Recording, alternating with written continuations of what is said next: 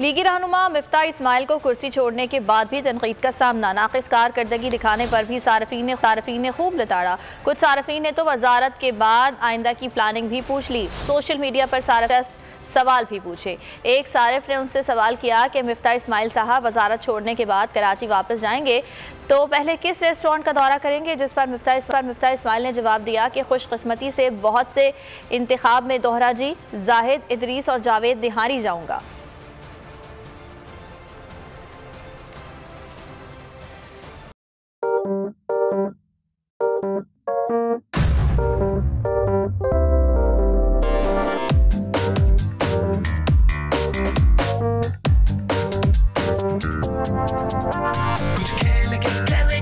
खिलाड़ी अपना scene on, देख लो भाई देख लो, है आखिरी खिलाड़ी कौन, आखिरी खिलाड़ी कौन, कुछ खेल के करेगा ये खिलाड़ी अपना सीन ऑन, देख लो भाई। यहाँ ऐसा कुछ नहीं होगा। दिमाग चलाओ, जवाब बताओ और लाखों ले जाओ। आखिरी खिलाड़ी कौन?